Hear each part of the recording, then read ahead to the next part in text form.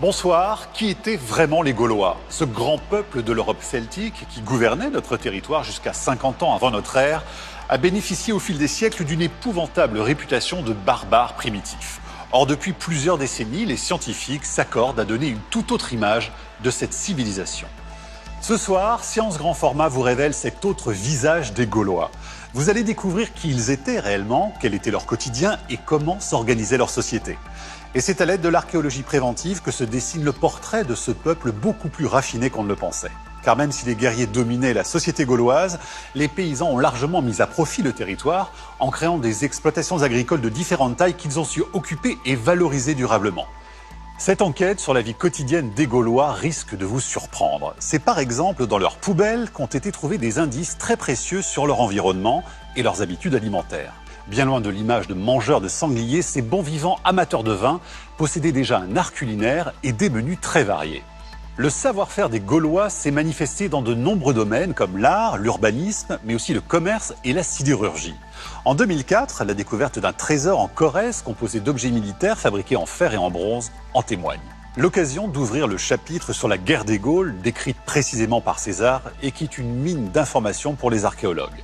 Le vrai visage des Gaulois, c'est un documentaire de Philippe Touranchot, à découvrir tout de suite sur France 5 et à retrouver sur notre site France TV. Bonne soirée et vive la science en grand format. Pour beaucoup de Français, les Gaulois demeurent les derniers des hommes préhistoriques. L'absence d'histoire écrite, de legs architectural, ont fini par forger un mythe. Celui de lointains ancêtres, des barbares mal dégrossis évoluant dans une nature inchangée depuis la nuit des temps. Un paradis sauvage, en somme, qu'auraient bouleversé les invasions romaines. Et si derrière cette vision dépassée se dissimulait une civilisation majeure?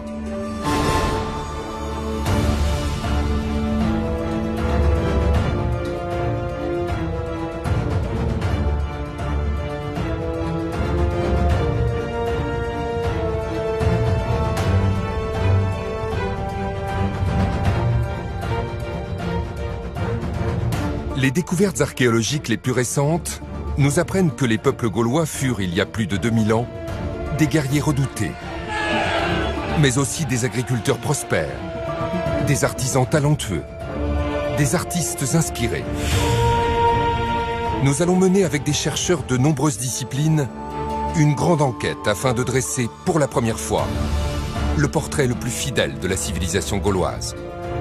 Dotés des techniques les plus sophistiquées, les scientifiques tentent, à partir d'indices souvent infimes, de percer les dernières zones d'ombre qui subsistent. Oubliés depuis plus de 2 millénaires, se dessine le vrai visage des Gaulois, un des grands peuples de l'Europe celtique.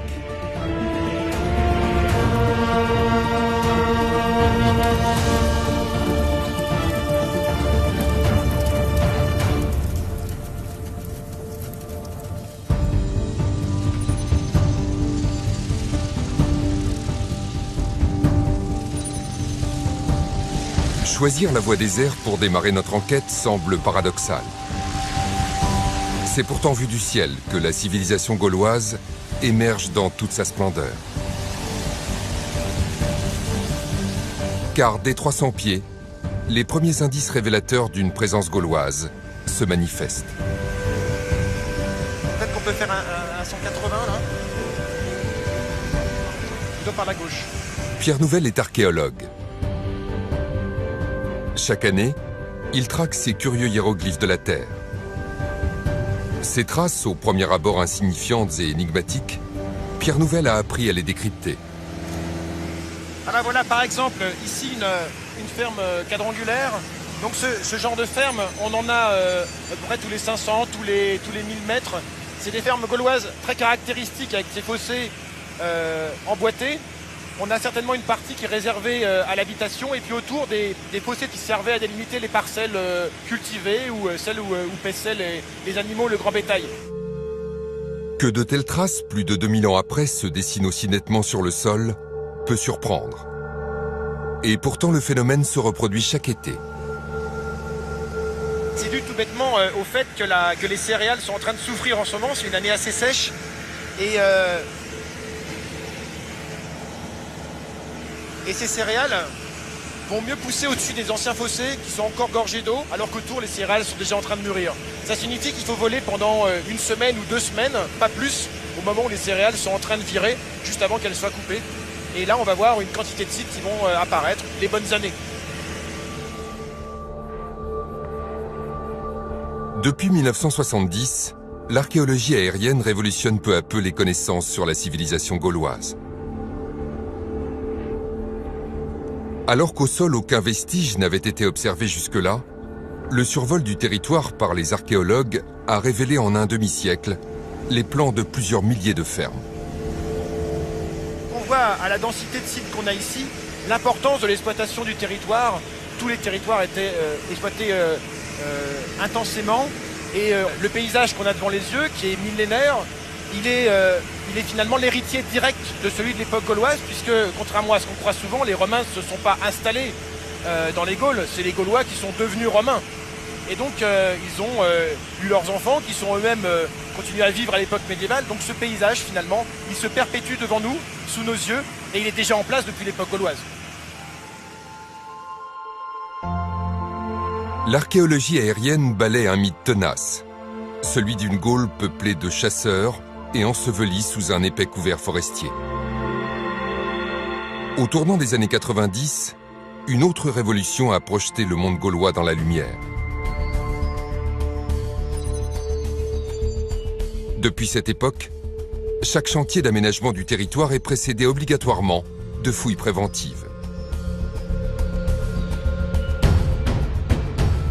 Ici, par exemple, l'extension d'une sablière en région parisienne a permis de mettre au jour une ferme gauloise de grande importance. Depuis un mois, les archéologues s'activent à fouiller et à cartographier le site avant que celui-ci ne disparaisse.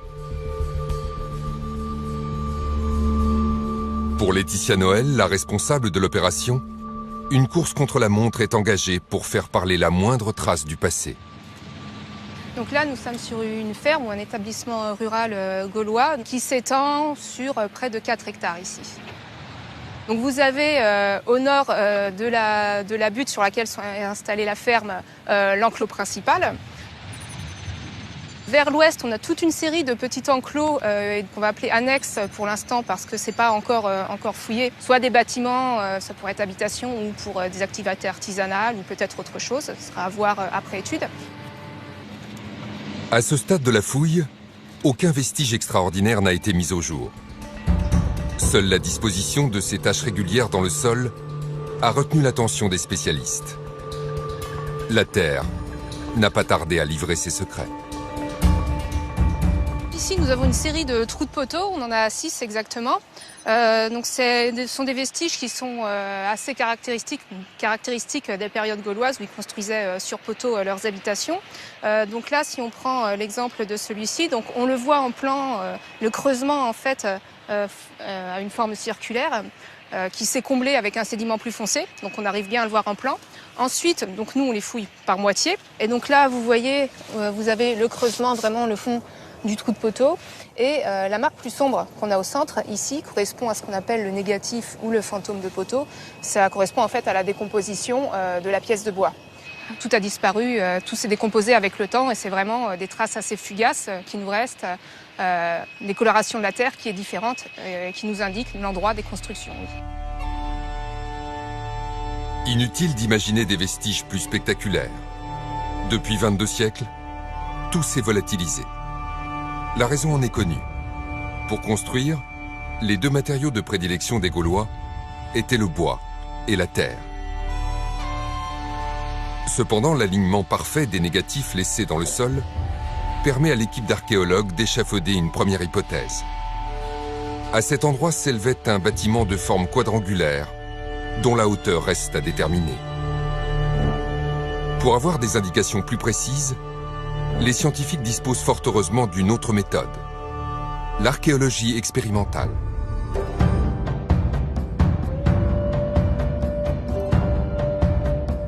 Au IIe siècle avant notre ère, s'étendait dans l'actuel Limousin le territoire des Lémoviques. Aujourd'hui s'élève à cet endroit un village gaulois entièrement reconstitué.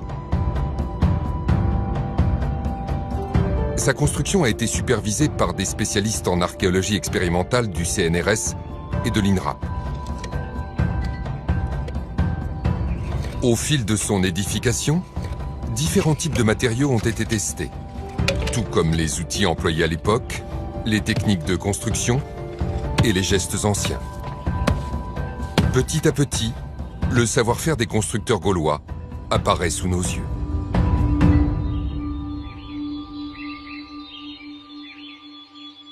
Patrick Maguère a fait de ce village son champ d'expérimentation.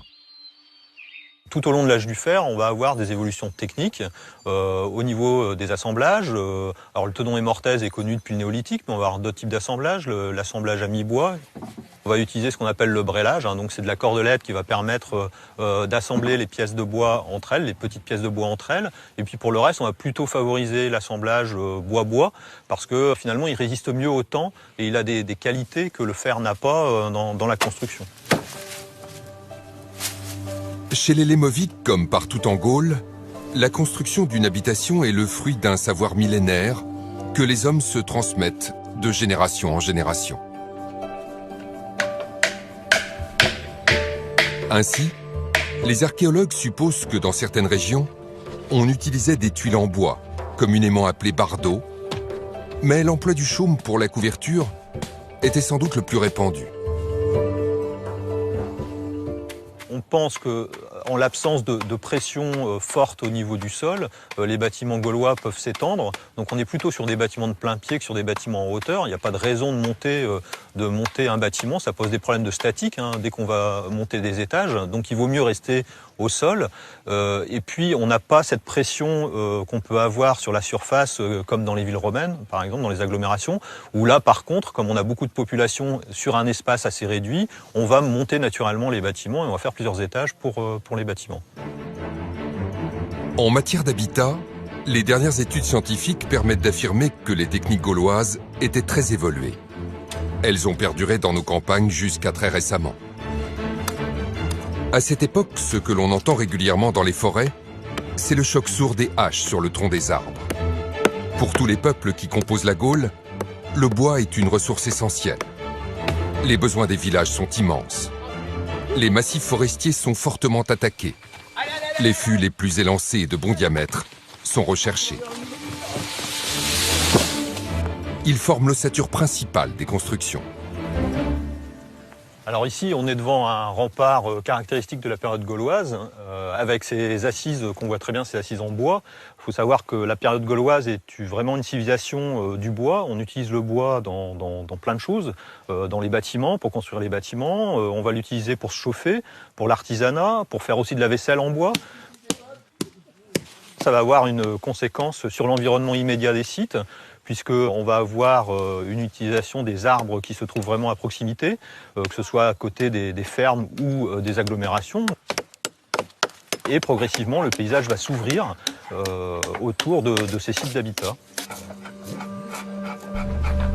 Afin de connaître l'ampleur de cette ouverture du couvert forestier, l'archéologie fait appel à de nouvelles disciplines pour compléter ses connaissances.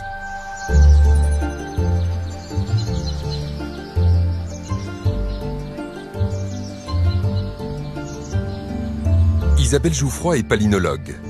Elle recense et analyse les pollens piégés au fil des siècles dans les couches géologiques. Sur le terrain, tout commence par un carottage dans un milieu très spécifique, celui d'une tourbière. Ouais, encore un petit peu.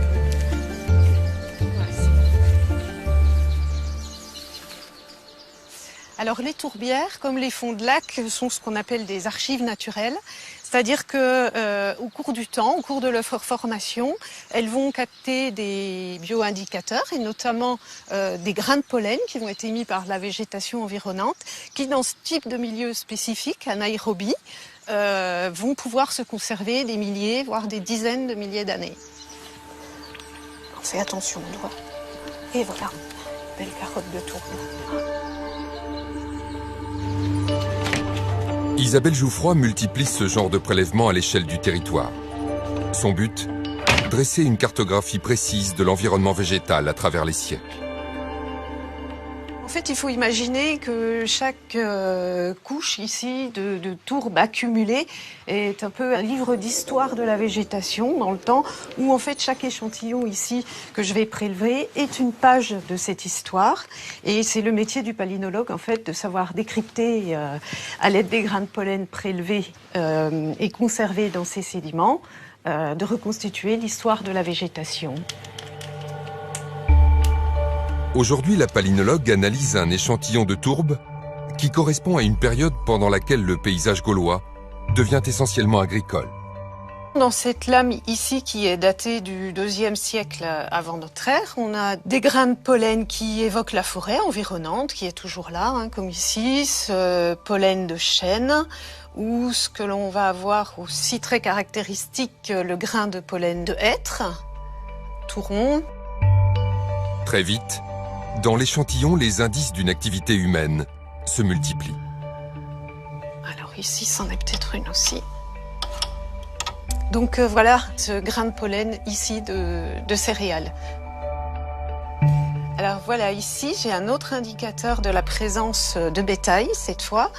Vous voyez ici, c'est une spore de champignon qui va pousser sur les déjections d'herbivores. Et leur augmentation est un très bon indicateur de la présence de bétail à proximité de la zone. Les analyses palynologiques indiquent clairement que cette image du Gaulois qui vit dans une forêt originelle complètement fermée est aujourd'hui complètement dépassée et à oublier.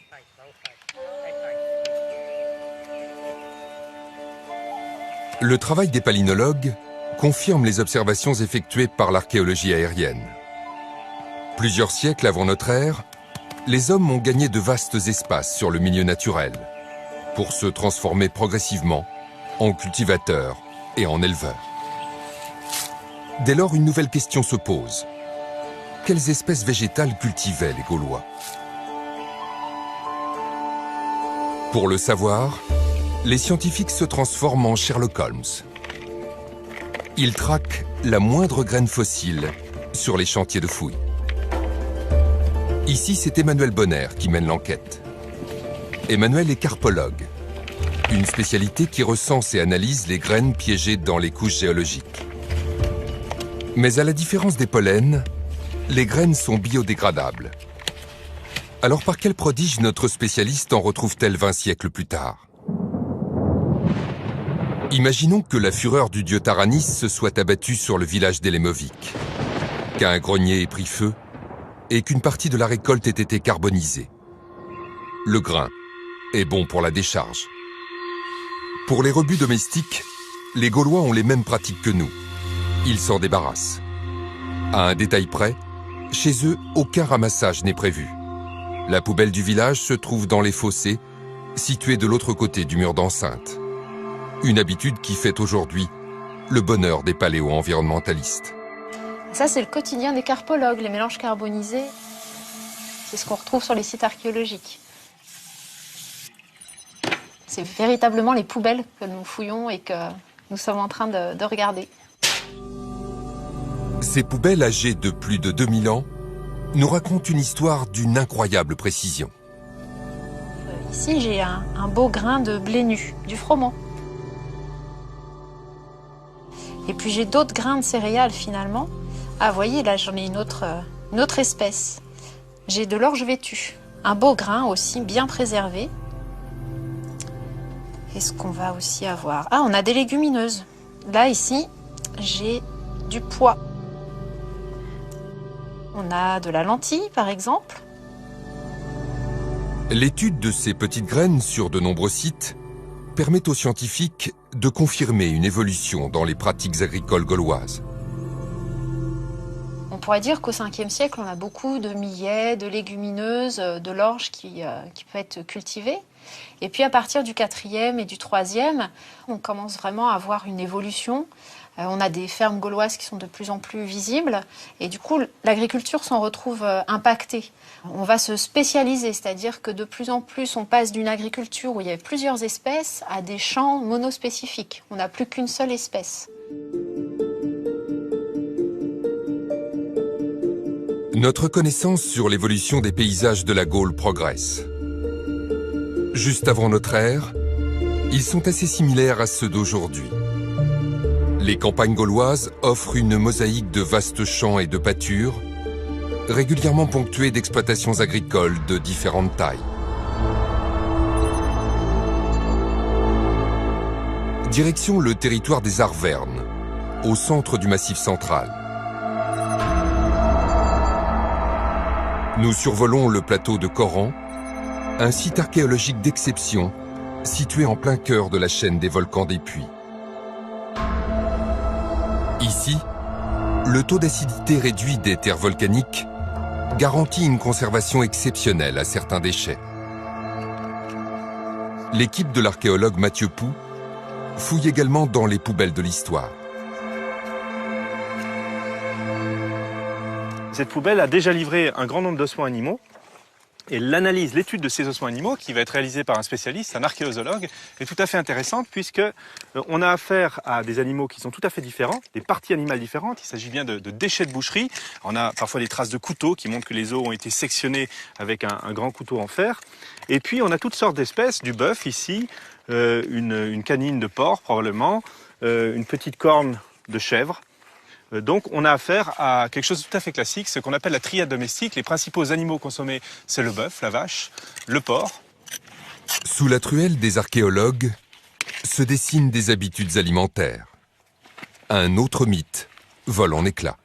Les poubelles gauloises, quand on les analyse, eh bien, battent complètement en brèche cette image du Gaulois mangeur de sanglier qui vit dans la forêt, qui vit des ressources de la forêt, puisque du sanglier, dans une fosse comme celle-ci, on n'en trouve pas. C'est tout à fait exceptionnel. Aucun animal sauvage dans l'alimentation quotidienne des Gaulois. Asséné à maintes générations d'écoliers, l'image de chasseurs rustres se repaissant de sangliers fait place à une réalité bien différente. Celle d'éleveurs cultivateurs, comparables à ceux qui peuplaient nos campagnes il y a moins d'un siècle. À leur menu, des viandes domestiques, des légumineuses, des céréales, des pois, des ingrédients souvent similaires aux nôtres, qui posent une nouvelle interrogation. Les Gaulois possédaient-ils, comme nous, une science pour la cuisine? C'est sur cette problématique que la reconstitutrice culinaire Anne Flouest travaille. Pour faire un menu gaulois, il faut déjà des ingrédients, il faut faire son marché. Alors, de fruits, des pommes, des poires, des prunes, des légumes feuilles comme les choux, des légumes racines comme les raves. Il faut des céréales, base de l'alimentation gauloise, des céréales, blé, orge, millet éventuellement, des légumineuses, très important à l'époque gauloise, les pois cassés et les lentilles. Ça, je pense que c'est la base de l'alimentation gauloise. Côté poissons, eh bien, on va trouver tous les poissons de rivière ou de mer, si celui-là où on habite, dont les saumons, et puis toutes les viandes de la ferme, les moutons, les cochons, le bœuf, le veau éventuellement. Peu de chasse, et puis les produits laitiers, hein, le lait de vache, le lait de chèvre, le lait de brebis. Avec tout ça, je vais pouvoir faire de la cuisine gauloise. Des ingrédients similaires aux nôtres impliquent-ils une cuisine gauloise identique à la nôtre? On n'a pas retrouvé de recettes gauloises. Les menus que l'on peut reconstituer sont des recettes vraisemblables qu'une gauloise aurait pu faire. Une gauloise, quand elle prépare des lentilles, on peut les cuire à l'eau ou au lait. On les a jamais fait en brochette, même à l'époque gauloise. Donc on n'est pas loin de la vérité. Les Gaulois n'ont laissé aucune trace écrite nous décrivant la préparation de leurs plats. Le mystère aurait pu demeurer entier si Anne Flouest n'avait pas eu l'idée de faire parler les récipients de cuisson grâce aux techniques d'analyse les plus récentes. Il y a des données aujourd'hui très précises apportées par la chimie organique et de tous les ingrédients qui se piègent, tous les éléments qui se piègent dans les céramiques. Les céramiques gauloises sont poreuses, donc on peut analyser aussi bien les sucres ou au contraire les matières grasses. Déterminer si la cuisine a été faite avec de la graisse de mouton ou au contraire avec la graisse du sein doux de porc. Ça, c'est attesté aujourd'hui grâce à ces techniques-là qui sont très pointues.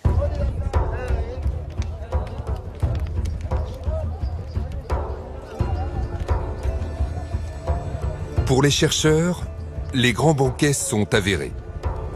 Ce soir, les viandes tournent à la broche, les soupes réduisent dans les marmites, les Gaulois vont faire bombance. Alors, dans le chaudron, qu'est-ce que la Gauloise a mis? La Gauloise, alors je fouille une carcasse de poulet, j'aperçois un légume racine, une carotte blanche.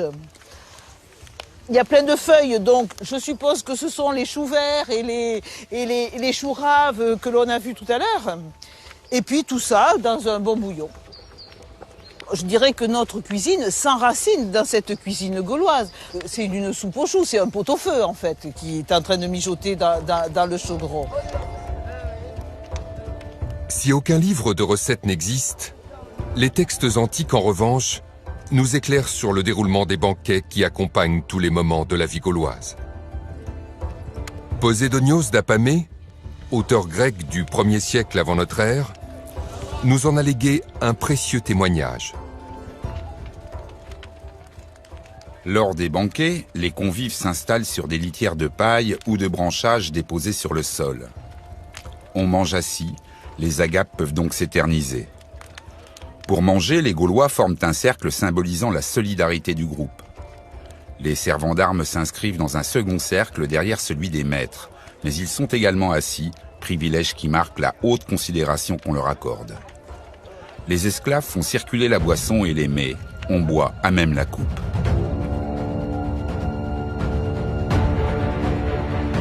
L'analyse des textes antiques des chroniqueurs grecs et romains est une source majeure pour l'étude de la civilisation gauloise.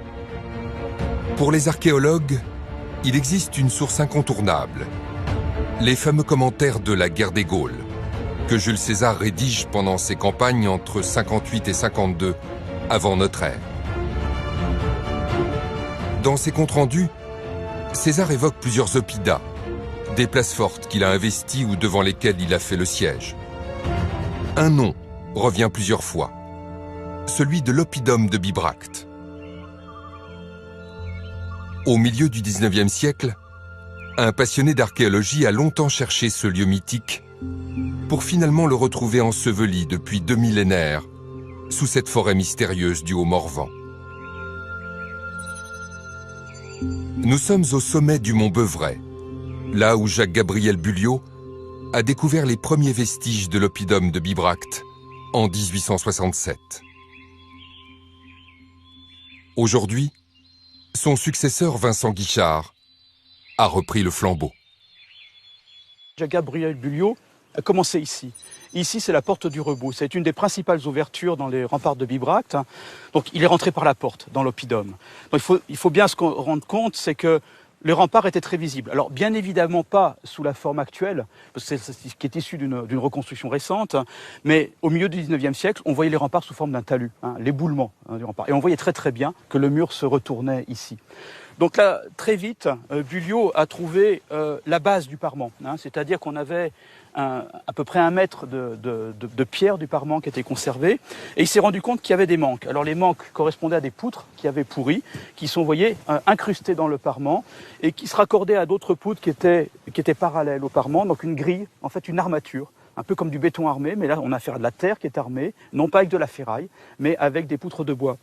Ce qui est extraordinaire, c'est que cette technique de construction est tellement bizarre que César prend le temps, de façon détaillée, d'expliquer ces remparts gaulois, ces murus gallicus, comme il dit, avec cette armature de bois.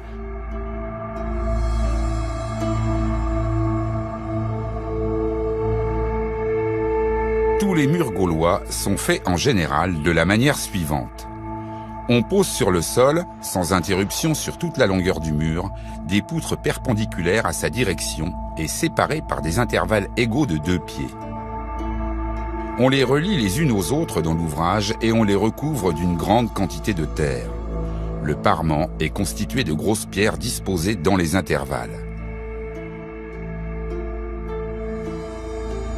Dans ses écrits, César se dit très impressionné par ce type de défense. Le rempart en pierre protège des ravages par le feu et l'armature en bois, solidement attachée, des coups de boutoir du bélier. Les Gaulois se révèlent aux yeux du conquérant d'ingénieux bâtisseurs.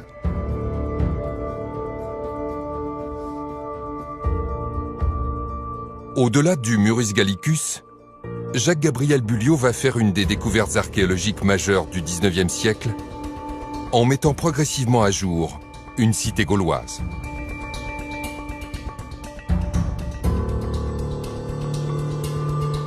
Cette véritable ville à l'urbanisation dense s'étend sur des dizaines d'hectares. L'équipe de l'archéologue Pierre Nouvel, que l'on retrouve, travaille sur le site dit du Parc aux Chevaux. Certains indices laissent entrevoir que les Gaulois étaient capables de prouesses architecturales monumentales, probablement équivalentes à celles de leurs voisins gréco-romains. Alors on a coutume d'imaginer que les Gaulois n'avaient pas la possibilité de construire des monuments énormes, une grande architecture telle qu'on en connaît dans le monde méditerranéen. En réalité, on a ici la preuve qu'on a une construction réfléchie, en amont, planifiée par des populations. Alors évidemment, c'est moins monumental qu'à Rome parce que ici, c'est pas construit en maçonnerie, c'est construit à partir de poteaux en bois. Alors on distingue ici cet alignement de trous qui sont en fait les négatifs de poteaux disparus depuis longtemps d'un immense bâtiment gaulois qui faisait près de 50 mètres de côté avec des alignements de poteaux, plus de 100 poteaux en chaîne qui forment un espèce d'immense préau avec une cour centrale. Alors ça nous confirme qu'ici, il y a une pensée collective. On a rassemblé des matériaux, on a planifié une grande construction sur plusieurs années pour une œuvre publique. La fonction de ce type de bâtiment reste pour l'instant une énigme sur laquelle les recherches de Pierre Nouvel se concentrent. Dans sa quête, l'archéologue dispose des découvertes les plus récentes, effectuées sur une majorité d'oppidums. Il y a de très nombreuses villes qui ont été fondées depuis le IIIe siècle avant Jésus-Christ dans les Gaules, une tous les 30-40 km au minimum. Et parmi ces villes, il y en a qui sont fortifiées, très étendues, et celle qu'on connaît aujourd'hui le mieux, c'est Bibracte. Bibracte, 200 hectares, entourée par un rempart de plusieurs kilomètres de long, c'est la ville gauloise type. Elle est caractéristique parce qu'il y a des monuments publics, des espaces publics à caractère politique, économique, commercial. C'est la capitale des Éduins. Il y a aussi tout un tas de constructions, d'habitats liés à l'artisanat, et c'est aussi un lieu d'échange. Ce qu'on peut dire aussi, c'est que ce genre de villes, la plupart donneront naissance aux villes de l'époque romaine, voire même aux villes de l'époque médiévale. Donc c'est vraiment à l'époque gauloise que se met en place le réseau urbain que l'on a aujourd'hui encore devant nous. Au tournant du IIe siècle avant notre ère, le nombre d'oppidums est impressionnant. Plus d'une centaine de places fortes maillent le territoire de la Gaule. Les observations patiemment collectées et consignées dans ces carnets par Jacques-Gabriel Bulliot, le découvreur de Bibracte, vont permettre à son successeur, Joseph Deschlette, de faire une découverte encore plus surprenante sur la répartition géographique des oppidums. Joseph Deschlette est un industriel du textile qui habite à Roanne et il va reprendre la main en commençant les fouilles lui-même en 1898. C'est également un homme d'affaires qui parcourt l'Europe pour vendre des tissus fabriqués par son usine.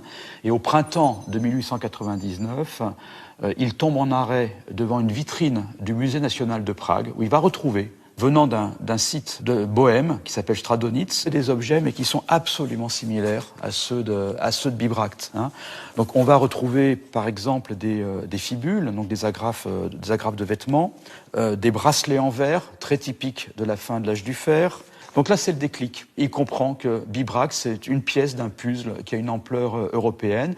Il va très très vite faire part de cette découverte avec plusieurs publications dans les semaines qui vont suivre son passage à Prague. À l'aube de la Première Guerre mondiale, Joseph Deschlette écrit le premier manuel d'archéologie d'ampleur européenne. Il restera le livre de chevet des archéologues jusqu'au milieu des années 70.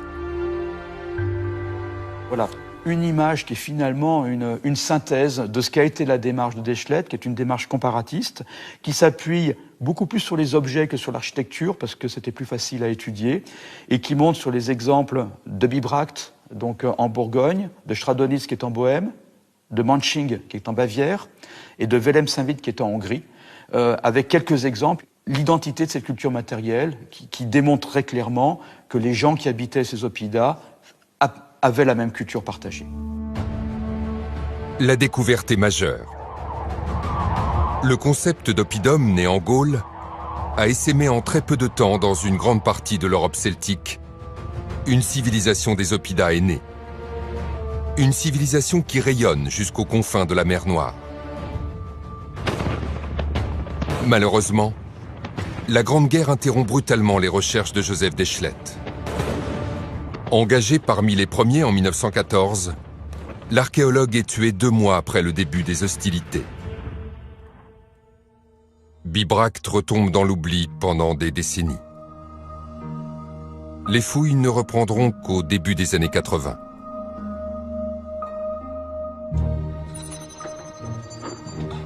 À Bibracte, sur le site du parc aux chevaux, l'équipe de Pierre Nouvel poursuit son travail de fouille. Comme sur tous les oppidas, les débris d'amphores sont les objets les plus couramment mis au jour.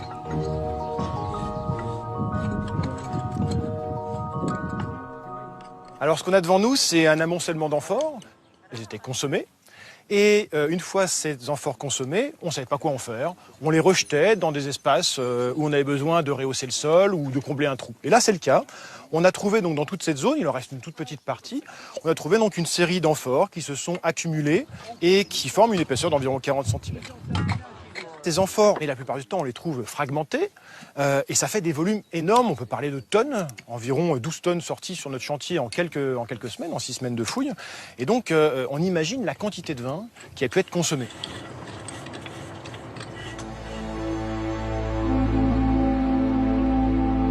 Très tôt, les archéologues ont acquis la conviction qu'aucune de ces amphores n'avait été fabriquée en Gaule, car les Gaulois ne cultivaient pas la vigne. Mais alors, quelle était l'origine du vin?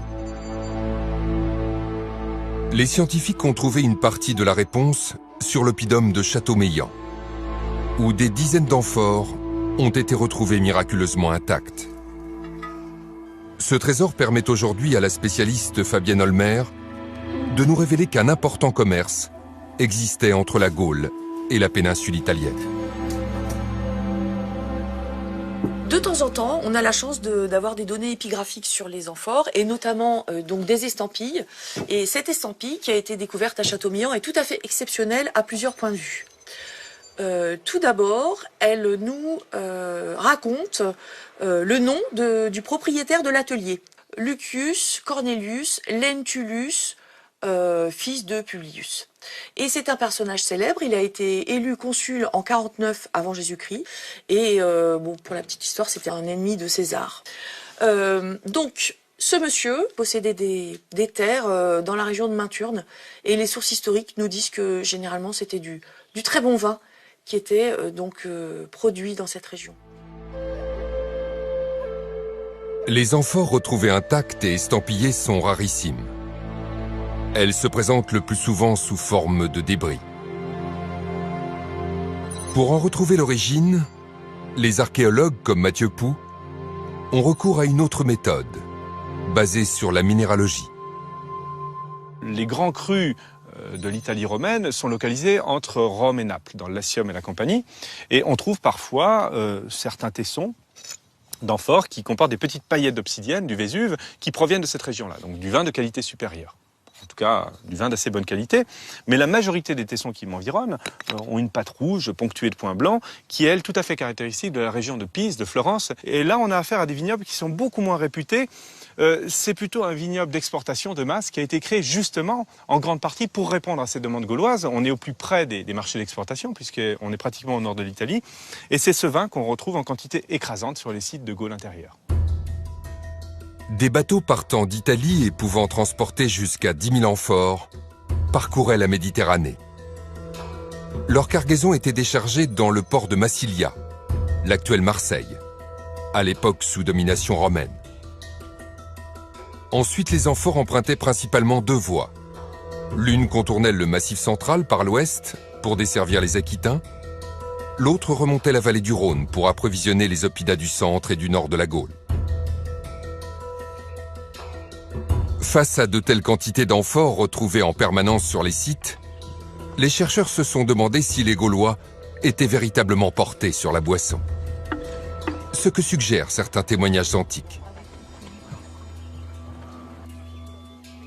Si on suit les textes, les auteurs anciens, grecs ou romains, pensent que les Gaulois boivent beaucoup. Alors même Posidonios nous raconte que c'est lié finalement au tempérament des populations nordiques qui ont besoin de plus d'alcool pour survivre aux températures plus basses. Certainement que les auteurs antiques ont l'impression que les Gaulois boivent beaucoup parce qu'ils vendent beaucoup de vin aux Gaulois.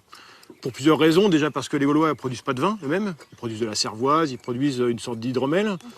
Certainement aussi parce que les Gaulois sont extrêmement nombreux. On ne sait pas exactement combien ils sont, évidemment, plusieurs millions.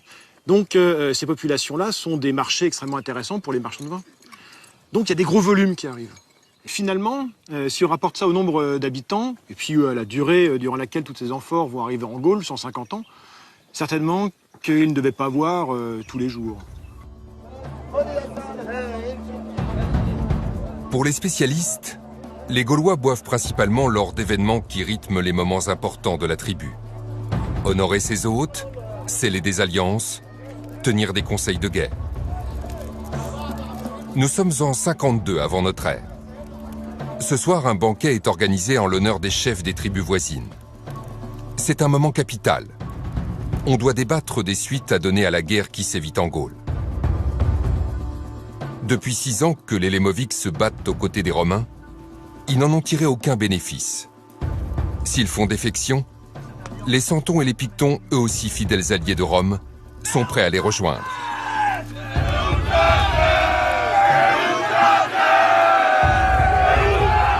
Ce soir, l'alliance contre César est en train de basculer.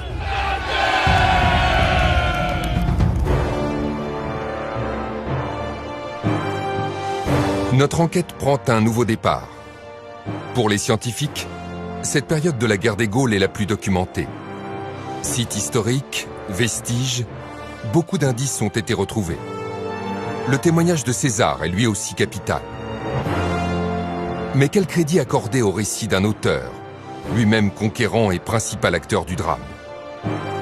Les chercheurs ont appris au fil du temps à décoder la part de subjectivité qui émaille ses propos, notamment lorsqu'il déclare dès la première ligne: L'ensemble de la Gaule est divisé en 3 parties. L'une est habitée par les Belges, l'autre par les Aquitains, la troisième par le peuple qui dans sa langue se nomme Celte et dans la nôtre Gaulois. César ouvre son fameux opus des commentaires sur la guerre des Gaules par la définition d'une entité géographique, la Gaule, qui n'a jamais existé jusqu'à présent. César est le premier à définir une entité qui est divisée en 3 parties, l'Aquitaine, la Celtique, la Belgique. Et donc César définit cette entité pour une raison très simple, des raisons de propagande ou plutôt de communication militaire et politique. C'est-à-dire qu'il a tenté de conquérir ce territoire au-delà, notamment en direction de la Bretagne, de l'île de Bretagne, l'actuelle Grande-Bretagne. Il a échoué par 2 fois. Il a tenté également de franchir le Rhin. Il a échoué.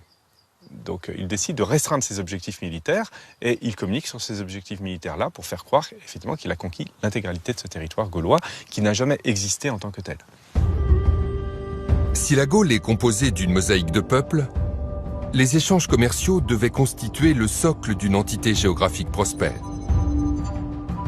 C'est au nord-est de la Gaule, chez les Médiomatriques, que les chercheurs ont trouvé la preuve irréfutable d'un négoce entre les différentes tribus. À une trentaine de kilomètres de Nancy, le long de la vallée de la Seille, se trouve le site de Marsale, l'un des plus extraordinaires de l'âge du fer européen. Ici, le peuple des Médiomatriques exploitait une formidable richesse, objet d'un intense commerce, produit indispensable à la survie des hommes depuis l'Antiquité, le sel. On est sur une fouille de sites de production du sel de l'époque gauloise, donc aux alentours du 1er siècle avant Jésus-Christ. Et la particularité de cette fouille, c'est qu'on est dans un endroit où, à fleur de la Saumure, de l'eau chargée en sel qu'on voit ici dans notre fouille, hein, c'est cette eau un peu grisâtre. Et les Gaulois, ils exploitaient cette eau dans des puits qui étaient ensuite mis à chauffer. Et en chauffant l'eau, on récupère du sel qui ensuite est mis à conditionner dans des petits pots, dans des moules à sel. Une fois encore, l'archéologie expérimentale permet de reconstituer avec précision le four à sel tel que l'employaient les médiomatriques. Dans de grandes marmites, on fait chauffer à saturation la saumure qui se couvre d'un voile de sel pur. Ensuite, sur une grille d'argile, on dispose des godets de terre cuite calibrés, dans lesquels la pâte de sel est portée à ébullition. Après cuisson, il ne reste plus qu'à briser les moules pour récupérer les précieux pains de sel de même taille, donc de même valeur, que l'on pourra exporter. Le site de Marsal est un lieu exceptionnel pour les chercheurs. On continue d'y retrouver des volumes impressionnants de débris de moules. Voilà par exemple quelques fragments. C'est des quantités absolument astronomiques, hein. On a calculé que dans la vallée de la Seille, il y a environ 4 millions de mètres cubes de ces débris de terre cuite. Dans toute la vallée, c'est presque 2 fois la pyramide de Khéops en volume, accumulée sur une période de quelques siècles en fait. Donc ce qui est très intéressant, c'est que c'est une activité véritablement industrielle, on n'est plus dans de l'artisanat. Cultivateurs prospères, constructeurs de talent, les Gaulois se révèlent aussi très ingénieux pour tirer parti de cette ressource vitale. Le sel est distribué à une grande échelle, dans toute la Gaule. Le sel aujourd'hui, ça n'a plus beaucoup de valeur, mais c'est quelque chose d'absolument essentiel pour la conservation des aliments, l'alimentation du bétail et un peu l'alimentation humaine. Or ici, on est à 400 km des côtes, à 400 km de toute source d'approvisionnement en sel. Celui qui contrôle ça, c'est comme aujourd'hui le pétrole, c'est une matière première essentielle à la vie de tout le monde. Et donc il l'échange ou il le vend à la valeur qu'il veut. La présence d'une ressource comme celle-là, ça amène l'apparition d'aristocraties qui ont des niveaux de richesse et des niveaux de pouvoir économique aussi, qui sont supérieurs à ceux de leurs voisins. Les chercheurs ont acquis une certitude. Le conditionnement du sel sous forme de pain offrait de telles facilités qu'il a permis pendant des siècles aux Gaulois de faire de cette ressource un étalon de référence pour les échanges. Puis, aux alentours du IIIe siècle avant notre ère, le monnayage a détrôné le sel.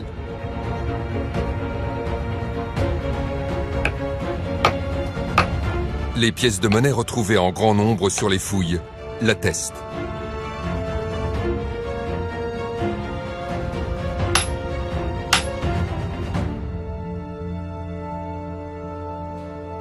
Pour comprendre l'origine de l'introduction de la monnaie en Gaule, le spécialiste Enko Iriart dispose de l'importante collection d'objets gaulois du musée de Saint-Germain-en-Laye. Les premières monnaies gauloises vont imiter des monnaies grecques, notamment des monnaies d'Alexandre le Grand et de son père Philippe de Macédoine. Alors ces monnaies d'or, on le voit bien, elles vont respecter l'iconographie, les motifs qu'il y a sur l'original grec, mais petit à petit, au gré des émissions, au gré des frappes, l'image va progressivement se dégénérer. Donc on le voit bien notamment au niveau de la légende. Ici on voit bien la légende de Philippou en caractère grec. Et progressivement, dans les imitations gauloises, la légende va se simplifier, se schématiser en une succession de traits, de globules.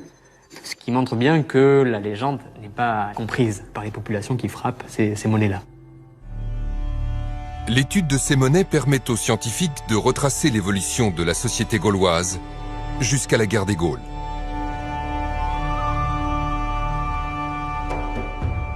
La fin du XIIe siècle va marquer un tournant économique. On assiste là aussi à un boom économique majeur, avec une évolution aussi dans les modes d'habitat.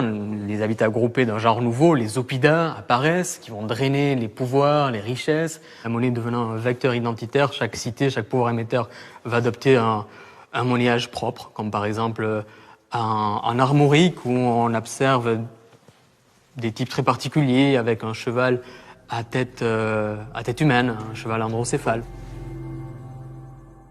Au milieu du 1er siècle avant notre ère, donc avec la guerre des Gaules, la conquête de César, là aussi, on assiste à un accroissement considérable de la masse monétaire.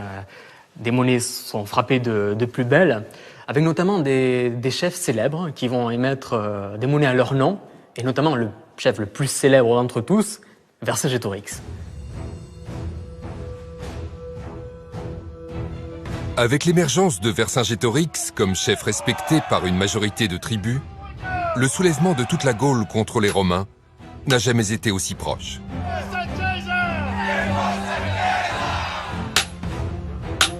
Chaque village a désormais l'obligation de produire son quota de deniers. Les ateliers forgent des armes en nombre. Les charpentiers et les menuisiers sont mobilisés pour la fabrication des boucliers. Leur confection est d'une grande ingéniosité. Un entrelac de fines lamelles de bois de peuplier est assemblé avec de la colle à base de poisson. L'ensemble doit être léger, de façon à assurer une grande mobilité aux combattants et en même temps offrir une véritable résistance, afin d'encaisser les chocs les plus terribles. De nos jours, on l'a vu, il est normalement impossible de retrouver des traces de ces réalisations. Avec le temps, le bois s'est dégradé au point de se volatiliser. Il existe cependant de rares exceptions, comme en Suisse, près de Neuchâtel. Un site unique en Europe. Ici, des milieux humides ont permis de découvrir une grande quantité d'objets exceptionnellement conservés. Avec Marc-Antoine Kayser, nous partons à la découverte de ces vestiges, qui prouvent l'incroyable technicité des Gaulois dans le travail du bois.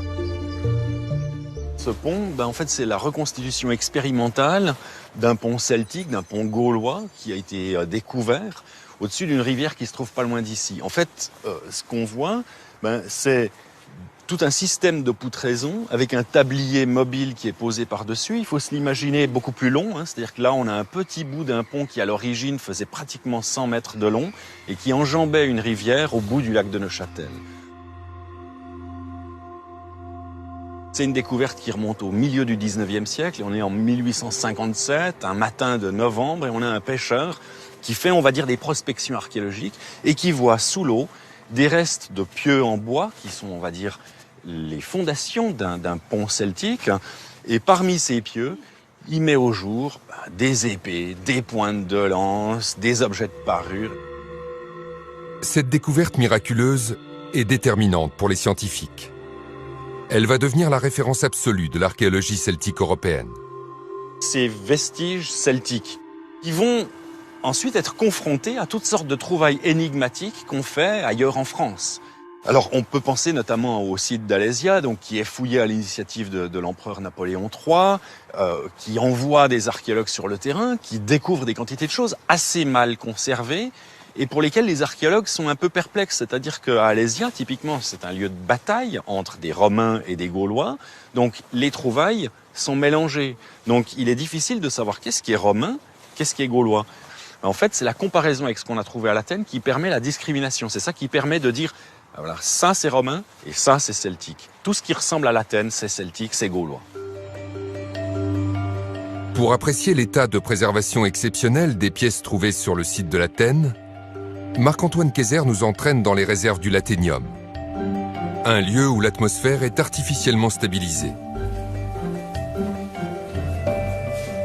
Ici, dans les dépôts, on a un petit lot d'objets en bois et différentes matières organiques. Alors ici, si je prends par exemple cette louche en bois d'érable, il faut voir que c'est déjà une sorte de miracle de conservation.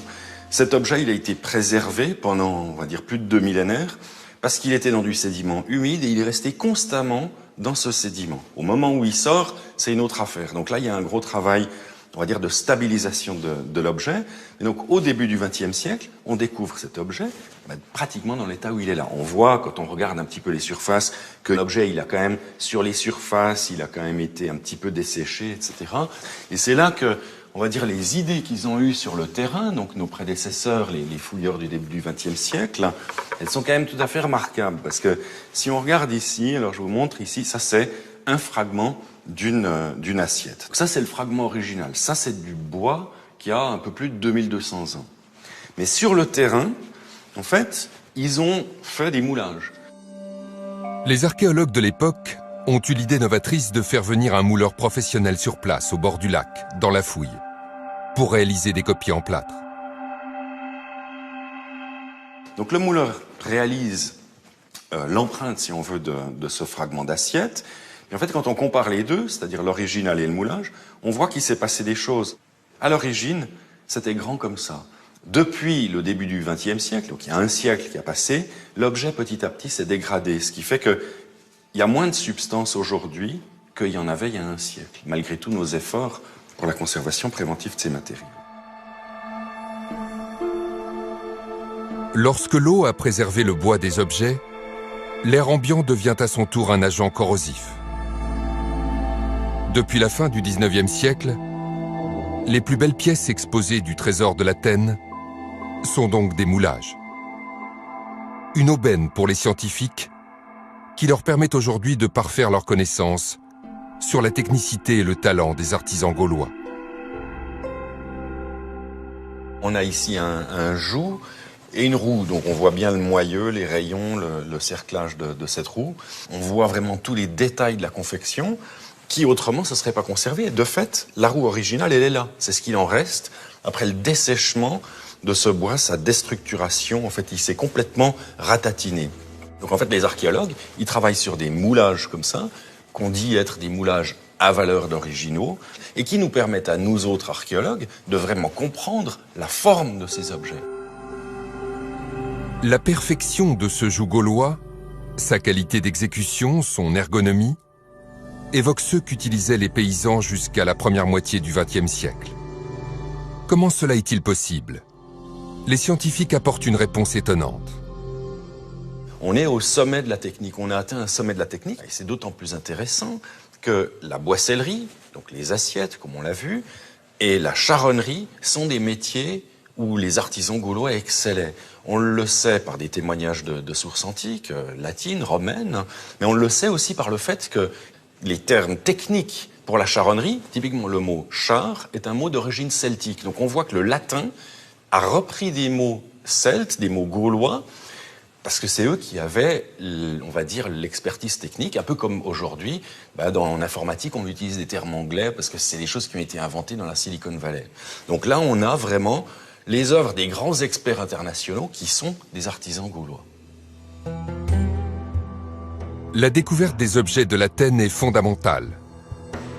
Elle a révolutionné le regard porté sur l'artisanat gaulois.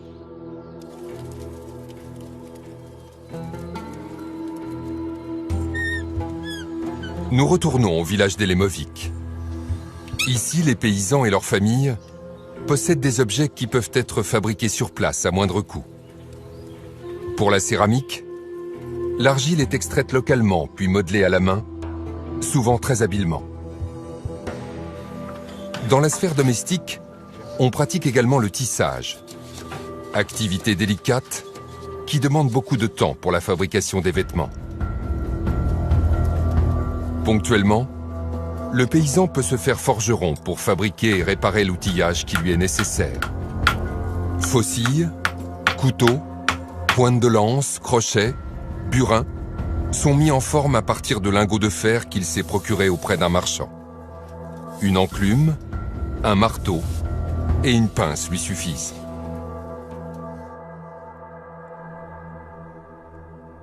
Les Gaulois artisans d'exception étaient-ils également des créateurs? Les fouilles ont révélé que sur les Oppidas, il existe des ateliers spécialisés qui produisent des objets à forte valeur ajoutée. Les vases précieux sont luxueusement décorés. Les bijoux attestent d'une époustouflante maîtrise de l'orfèvrerie.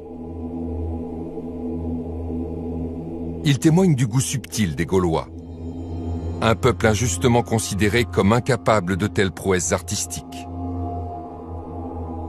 En 1862, Viollet-le-Duc voyait dans le casque recouvert de feuilles d'or découvert à Amfreville un travail trop délicat pour avoir appartenu à la civilisation gauloise. Il est de nos jours un des objets emblématiques de l'art gaulois.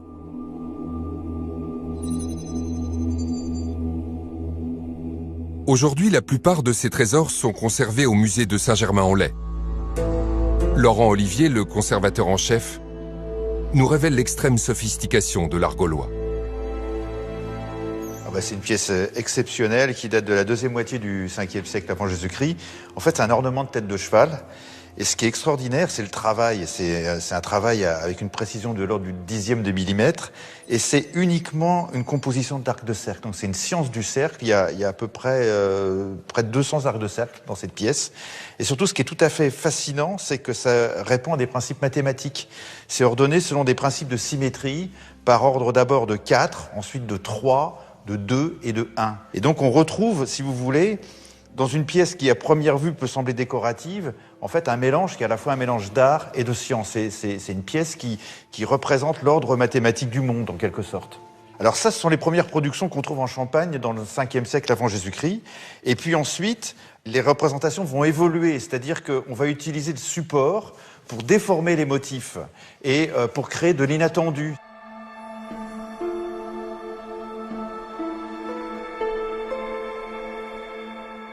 Sur cette pièce trouvée à Roissy, qui est absolument unique, on a toute une frise de dragons en fait, et de monstres qui sont enchaînés les uns aux autres. Ce sont des animaux dont on ne voit pas le corps complètement. C'est des animaux composites qui tiennent à la fois du cheval, du griffon. C'est des animaux merveilleux.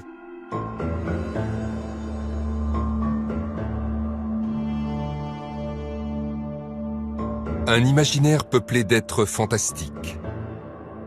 Les Gaulois ont leur propre représentation du monde, différente de celle des grands peuples de la Méditerranée. Cet univers de chimères, de créatures hybrides, est fait de métamorphoses et de correspondances. Un monde à ce point sophistiqué que les spécialistes à ce jour n'ont pas réussi à en percer toute la signification.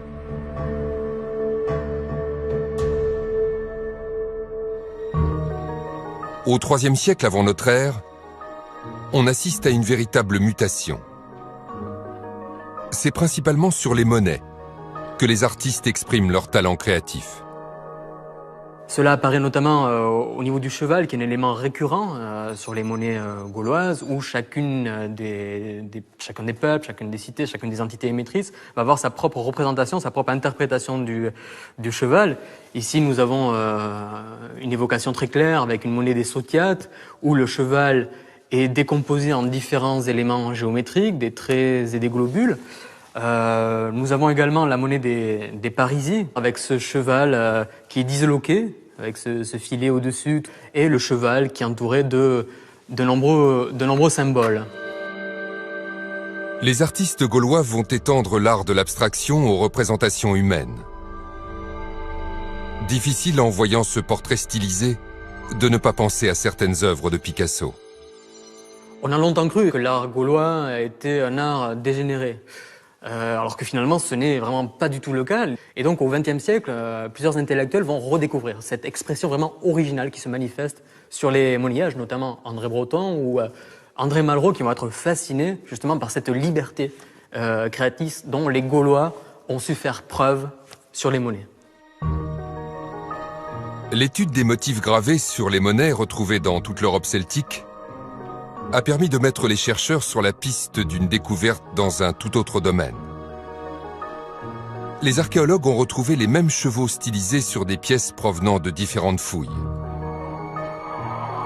Impossible d'imaginer une telle dispersion sans l'existence de véritables voies gauloises favorisant les échanges.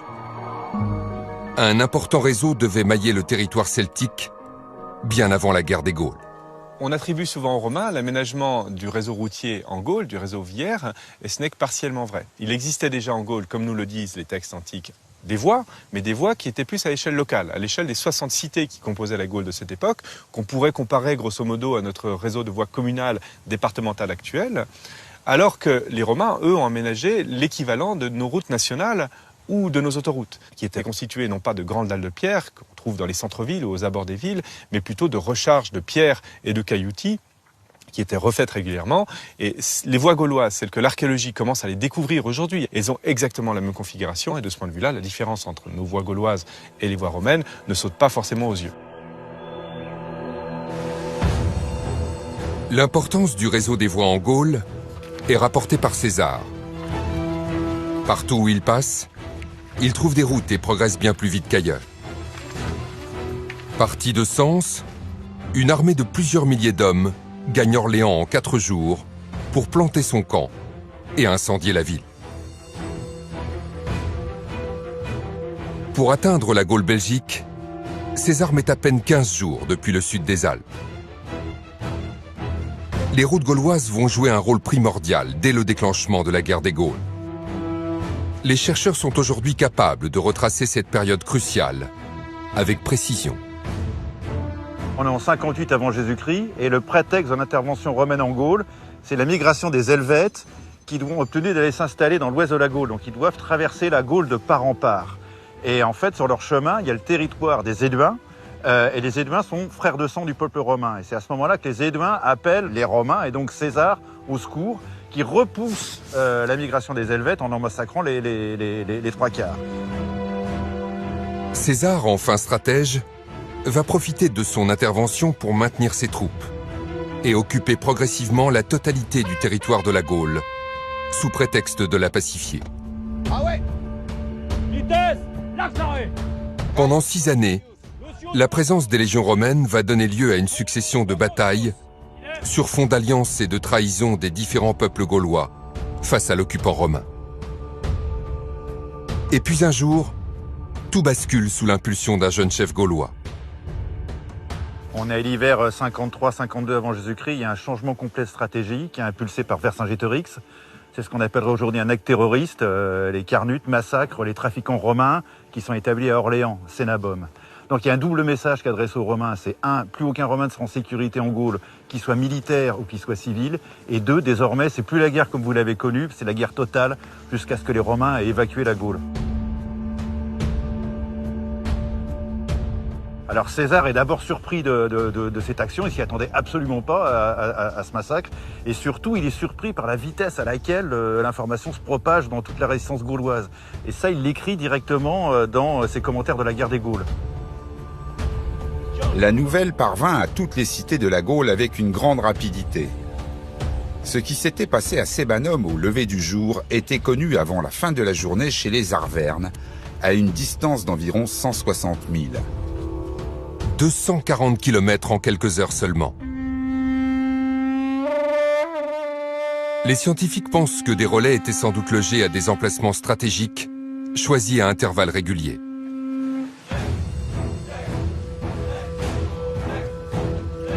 Le signal du soulèvement est parvenu au village d'Elemovic. Tous les hommes en âge de se battre partent rejoindre les troupes massées le long de l'Allier, en direction de Gergovie. C'est ici, en plein cœur du Massif central, que se tient le centre de commandement de la résistance, dirigé par Vercingétorix. Vercingétorix a compris qu'il ne faut pas mener la guerre comme on l'a fait jusqu'alors. On n'a pas l'avantage parce qu'il n'y a pas l'artillerie dont disposent les Romains, et donc il faut livrer une guérilla. Et dans la guérilla, l'idée c'est d'affamer les Romains, il faut qu'ils ne trouvent rien pour nourrir ni les troupes ni les animaux. Et puis surtout, sa stratégie, ça va être de les attirer, sa stratégie du marteau et de l'enclume, c'est de les attirer à Gergovie pour les écraser depuis l'extérieur. L'utilisation d'une véritable stratégie militaire va à l'encontre de l'idée couramment répandue de Gaulois se déplaçant tels des hordes désorganisées. César en témoigne dans ses commentaires. Sur le plan militaire, les Gaulois progressaient selon une organisation rigoureuse et une logistique sans faille. Lors des affrontements, ils étaient également dotés d'un armement sophistiqué. Les archéologues en détiennent la preuve grâce aux vestiges retrouvés sur un nombre considérable de fouilles. Une des plus importantes collections d'armes d'Europe se trouve au musée de Saint-Germain-en-Laye. Pour saisir l'incroyable avancée technologique de l'armement gaulois, Nathalie Ginoux nous a donné rendez-vous dans un endroit du musée, tenu secret. On a l'impression de vieux bouts de fer complètement rouillés et inintéressants. Or, pas du tout. Ces pièces, ce sont de véritables merveilles de technologie et de la technologie des forgerons celtes.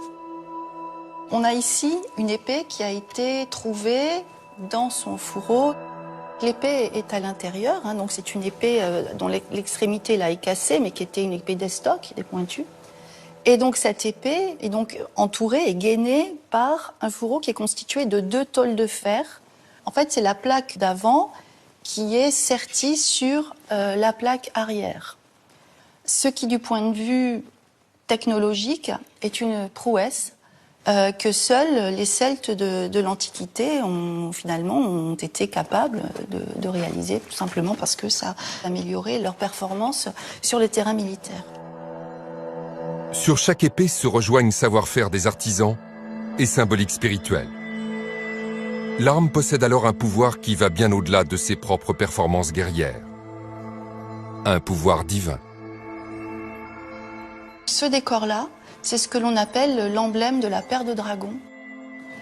2 animaux symétriques qui se font face. Alors, le corps est constitué d'un motif serpentiforme, en S. Ce type de décor, on en connaît à peu près 300 exemplaires aujourd'hui sur l'ensemble de l'Europe. Et ce qui est frappant, c'est que on retrouve beaucoup plus tard dans les textes mythologiques gallois, eh bien, à propos de l'épée du roi Arthur, la fameuse épée Excalibur, eh bien, on retrouve la mention de dragons qui sont également gravés sur l'épée d'Arthur. Autre invention des artisans gaulois, la cotte de maille. Une prouesse technologique qui date de la fin du IVe siècle avant notre ère. Cette protection corporelle, constituée de milliers d'anneaux forgés et assemblés, est très efficace. Elle va se répandre progressivement dans toute l'Europe celtique.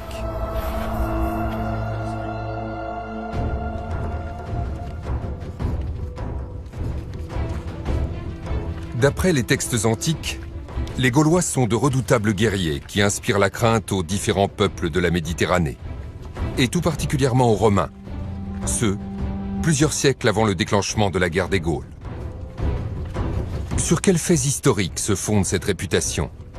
Il y a 2 moments qui sont vraiment des moments forts, des moments clés dans l'histoire de l'Antiquité. C'est au début du IVe siècle, où les Gaulois descendent sur Rome, pillent Rome. Et puis 1 siècle plus tard, donc au début du IIIe siècle, ils vont en Grèce, dans le nord de la Grèce, et ils vont même saccager le sanctuaire de Delphes. Donc ça va être des traumatismes pour la civilisation romaine, pour la Grèce hellénistique. En fait, ils sont confrontés à ces guerriers gaulois par des épisodes vraiment traumatisants pour eux. Donc ça va rester durablement dans les esprits et ça va marquer aussi la vision qu'on a des Gaulois dans les sociétés méditerranéennes, c'est-à-dire de dangereux pillards qui sont capables de venir jusque chez nous. Il faut voir que Rome, c'est quand même une ville qui n'a été atteinte qu'une seule fois. Seuls guerriers à s'être emparés de Rome, les Gaulois ont acquis une funeste réputation, due aux pratiques qu'ils exercent sur les cadavres de leurs ennemis. Strabon, un auteur grec, commente. Les Gaulois ont certaines coutumes qui dénotent quelque chose de féroce et de sauvage dans leur caractère. Au sortir du combat, ils suspendent au cou de leurs chevaux les têtes des ennemis qu'ils ont tués et ils les rapportent avec eux pour les clouer comme autant de trophées aux portes de leur maison.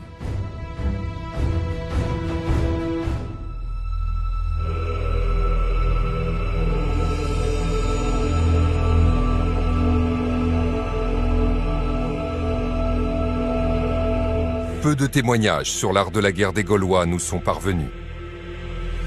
Le chaudron de Gundestrup retrouvé en 1891 dans une tourbière de Scandinavie nous en offre une rare représentation. Sur la face interne de cet objet unique, des scènes ont été gravées et ciselées. Elles représentent un rituel initiatique, le passage du statut de jeune soldat à celui de cavalier. Plusieurs détails ont retenu l'attention des chercheurs. Tout d'abord, ces curieuses trompes, de dimensions impressionnantes. Mais aussi ces casques aux ornements démesurés. Longtemps, les archéologues n'ont eu de ces objets que la description faite par Diodore de Sicile, au 1er siècle avant notre ère. Existait-il réellement ? Une incroyable découverte s'est produite en 2004. Elle a permis aux scientifiques de répondre de manière définitive à cette question. Miraculeusement conservés dans un lieu de culte situé à Tintignac en Corrèze, les objets les plus sacrés des guerriers gaulois ont surgi du passé. Leur restauration toujours en cours mobilise une équipe de spécialistes. Elle est supervisée par l'archéologue à l'origine de la découverte, Christophe Maniquet.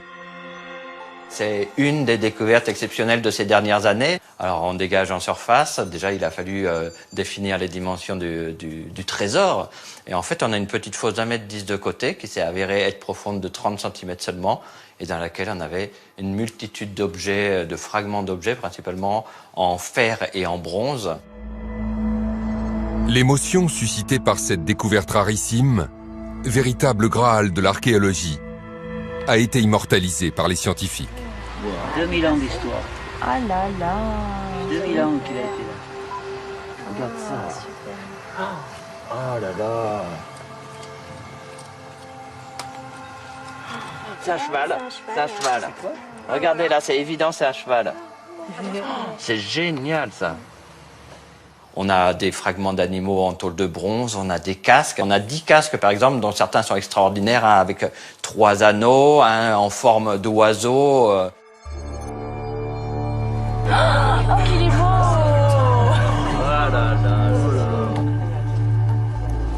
L'équipe de Christophe Maniquet vient de mettre au jour un casque à parement en forme d'oiseau d'une seule pièce, parfaitement conservé. Un vrai miracle archéologique. Ce sont des casques qu'on n'imaginait même pas pouvoir exister, bien qu'on en ait des représentations, par exemple sur une des plaques du chaudron de Gundestrup. Et puis sur le fond de la fosse, des trompettes de guerre gauloises qu'on connaissait par quelques fragments en Europe, à la limite, par quelques représentations sur des monuments ou des monnaies. Et là, on a 7 trompettes, une seule quasiment complète, mais c'est la découverte. Aujourd'hui, l'équipe de Christophe Maniquet travaille à la recomposition d'une trompette à tête de sanglier. L'animal est un symbole de puissance et de courage pour le peuple gaulois. Alors, je dis, ouais, ça, on va le mettre ici. Alors, mets-la bien angle droit. Ouais, comme ça? Ouais. Ensuite...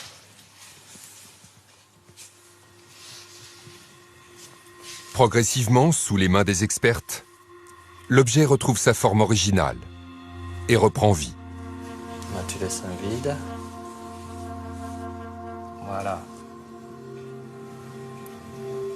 Donc il faut trouver maintenant les morceaux là.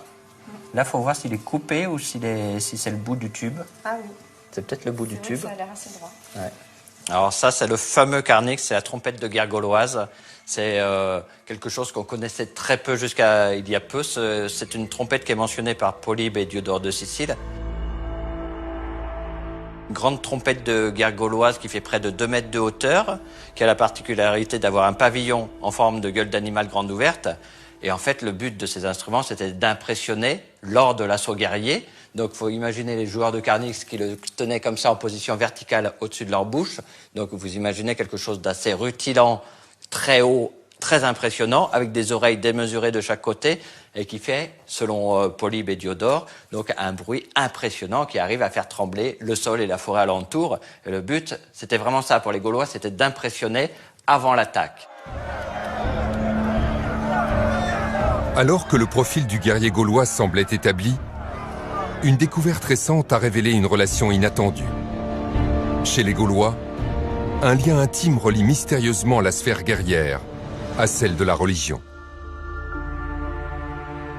À la fin des années 70, les archéologues vont mettre au jour un sanctuaire en Picardie, à Gournay-sur-Aronde. Il va bouleverser les connaissances sur les pratiques religieuses gauloises. Une partie des pièces exhumées sur le site interroge toujours les chercheurs. Jusqu'alors, on n'imaginait pas que les Gaulois aient eu des vrais lieux de culte. On imaginait les druides cueillant le gui dans des arbres. Et là, tout d'un coup, ça a révélé qu'ils avaient, ils avaient des temples, ils avaient des cultes publics, ils avaient des sacrifices. Et puis c'est surtout le matériel qui a été découvert qui est tout à fait étonnant. C'est essentiellement de l'armement. À Gournay, il y a plusieurs centaines de pièces d'armement, peut-être 200. Et la particularité de ces éléments d'armement, c'est qu'ils ont tous été sacrifiés. Les Umbos partie centrale des boucliers ont été massacrés à coups d'épée, écrasés ou encore percés à coups de lance. Les lances elles-mêmes ont vu leurs tranchants cisaillés, afin d'être rendues inutilisables. Certaines ont même été pliées. Pourquoi un tel acharnement? On a sorti les épées pour les tordre et les plier. Il y a tout un ensemble de sacrifices d'armes probablement prises aux vaincus, donc qui commémorent des victoires ou des choses comme ça. Ça a été une découverte dans la mesure où en fait on n'a pas de témoignage direct des pratiques religieuses, des croyances des Gaulois par eux-mêmes. Et ce qu'on voit bien, c'est que les textes de l'Antiquité, romains et grecs, ils n'ont pas eu accès à ces pratiques. Les étrangers n'étaient probablement pas admis dans ce genre de choses. Donc en fait l'archéologie nous révèle une espèce de continent inconnu sur des pratiques qu'on soupçonnait pas. Pour les experts, ces armes sacrifiées apportent la preuve qu'entre sphère guerrière et religieuse existe un lien indissociable. Elles dévoilent aussi toute la complexité des rituels. Pour en saisir la subtilité, un retour sur l'oppidum de Coran s'impose. En son centre, s'élevait un espace cultuel de dimensions impressionnantes. L'archéologue Mathieu Pou l'étudie depuis une quinzaine d'années. Le sanctuaire de Coran, comme tous les grands sanctuaires de l'Antiquité, se présente à peu près toujours de la même manière. On a généralement affaire à un grand quadrilatère délimité par une clôture symbolique, mais aussi pratique, puisqu'elle sert à délimiter les activités religieuses, l'espace qui est dédié, réservé à la divinité, du monde profane, c'est-à-dire de toutes les activités humaines qui se déroulent dans le centre-ville de Coran. Comme dans tous les sanctuaires gaulois, l'entrée se fait par une porte située à l'est, face au soleil levant. Une fois à l'intérieur de la cour carrée, l'architecture des coursives rappelle étrangement celle des cloîtres du Moyen-Âge.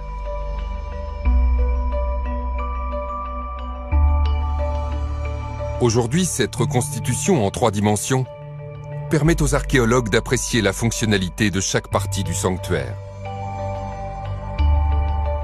À l'arrière, on a un espace couvert donc, qui abritait différentes activités. Par exemple, des cuisines qui servaient à cuire les aliments consommés sur le sanctuaire. Il s'agit d'animaux sacrifiés pour l'essentiel. Quand on parle de sacrifice gaulois, il ne s'agit pas de sacrifice humain, mais de sacrifice animaux. On a même retrouvé à l'intérieur du bâtiment la pierre d'autel sur laquelle on sacrifiait les animaux. Cette pierre d'autel était environnée de crânes, de crânes de chèvres et de moutons sacrifiés qui ont été lassés en place. Ces ossements étaient suspendus en guirlandes ou cloués sur les murs des bâtiments rituels.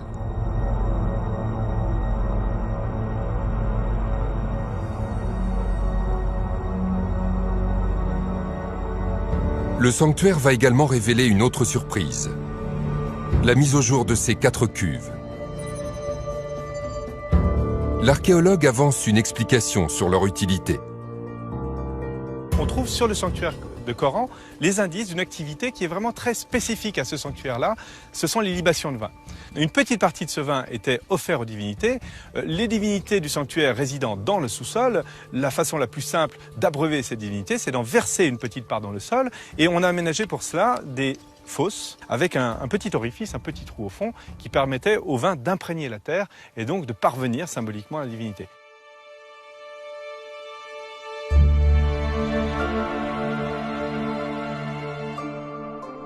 Le sanctuaire de Coran, situé au centre de l'ancienne capitale du peuple arverne, est encore loin d'avoir livré tous ses secrets.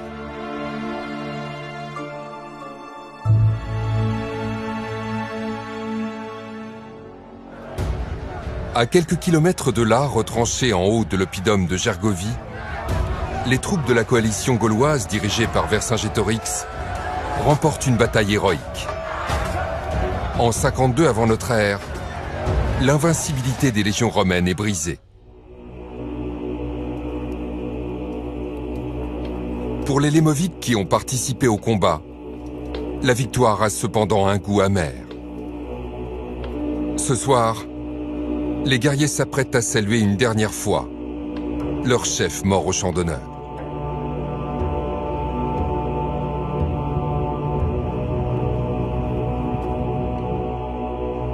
Les Gaulois offrent à leurs défunts une éternité codifiée, où la pratique de l'incinération a succédé à celle de l'inhumation, 3 siècles avant notre ère. D'après les scientifiques, l'incinération se déroule en plein air. Le bûcher est préparé avec soin. Le corps, habillé et paré, est emballé dans un linceul qui recouvre le visage. Ensuite, le feu purificateur transforme le cadavre en fragments imputrescibles. Une façon pour les Gaulois de surmonter la décomposition.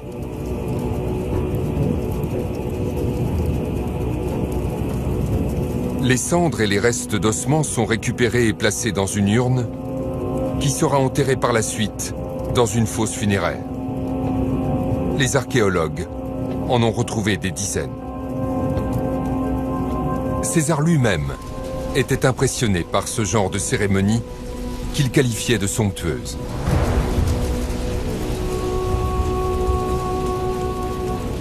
Des cérémonies pratiquées sous la férule d'un personnage placé au plus haut de la hiérarchie, intermédiaire entre les hommes et les dieux, le druide. Longtemps, notre perception de ce personnage mythique a été confuse et brouillée par l'imagerie populaire. Correspond-elle à la réalité ? On a une image folklorique, hein, on pense tous au druide avec sa longue robe blanche, sa grande barbe à la panoramique, en train de couper du gui. En fait, on est plus proche des savants et des philosophes grecs. D'ailleurs, il y a des rapports entre la science grecque et la pensée des druides. L'idée que l'univers est régi par des nombres, par une harmonie mathématique, ça c'est quelque chose qui est très voisin entre, on peut dire, la science gauloise et la science grecque. Les druides préservent jalousement le secret de leur savoir, ce qui leur a permis de s'emparer de la sphère religieuse et d'en faire un instrument de pouvoir.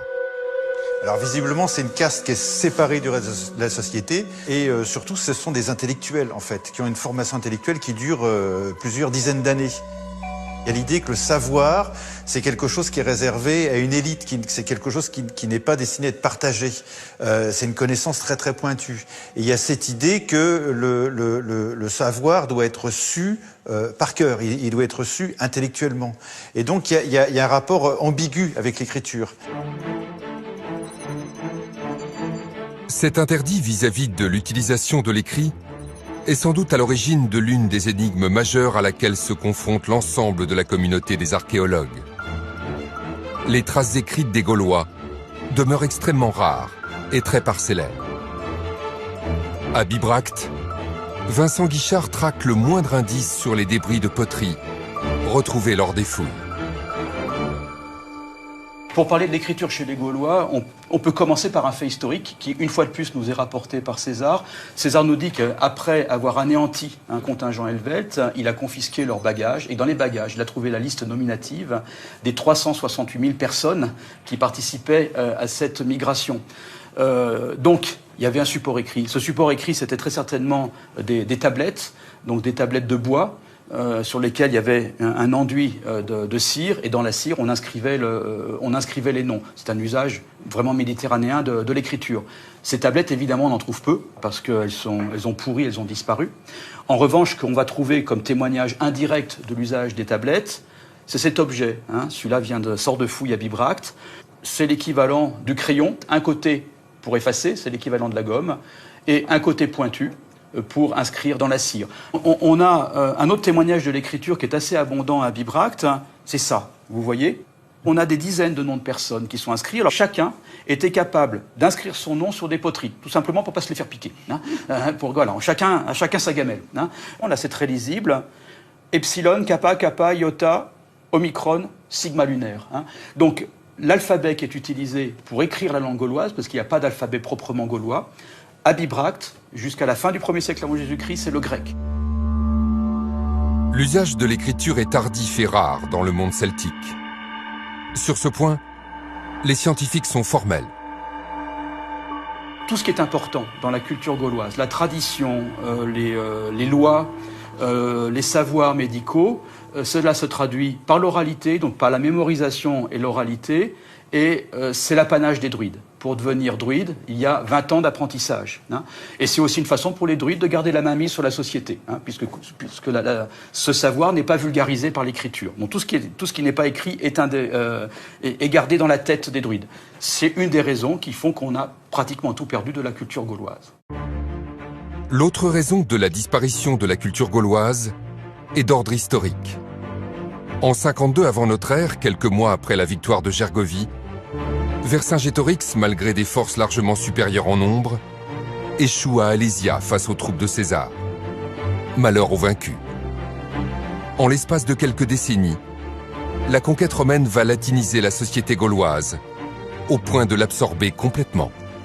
Ce qui est très frappant, c'est le contraste qu'on observe entre ce que livre l'archéologie. L'archéologie livre ce qu'ont produit les Celtes, leur culture matérielle, ce qu'on appelle dans le jargon archéologique, et puis les textes historiques grecs et surtout romains, qui donnent une image complètement misérabiliste des Gaulois, vivant dans des cabanes enfumées dans la forêt et pratiquant des sacrifices humains sur des dolmens. Et ils nous ont donné une image selon laquelle, en fait, la civilisation a été apportée par Rome, en fait. La civilisation ne venait pas de la Gaule. Et l'image que donne l'archéologie, c'est quelque chose de complètement inverse. C'est l'idée que les Gaulois, les Celtes, avaient une véritable civilisation. Une civilisation qui n'était pas inférieure à celle des Grecs ou des Romains, mais qui était simplement différente, fondée sur d'autres valeurs. L'archéologie a permis de donner de la chair à ces peuples très anciens, en montrant comment ils avaient utilisé le territoire où nous vivons aujourd'hui, comment ils l'avaient modelé, comment ils avaient utilisé ces ressources. Donc tout ce qui fait une civilisation, en fait. Civilisation qui est très développée du point de vue agricole, très développée du point de vue technique. L'archéologie a montré que ces peuples d'il y a 2500 ans, 2000 ans, avaient joué un rôle déterminant dans l'aménagement du territoire dans lequel nous vivons aujourd'hui, ce territoire qui porte encore en grande partie l'héritage de cette période très ancienne. Notre enquête à la découverte de la civilisation gauloise prend fin. De leur côté, les scientifiques poursuivent leur travail dans les profondeurs de notre histoire, espérant enfin briser le mur du silence dans lequel les Gaulois se sont enfermés, nous privant par-delà même d'une partie de nos racines.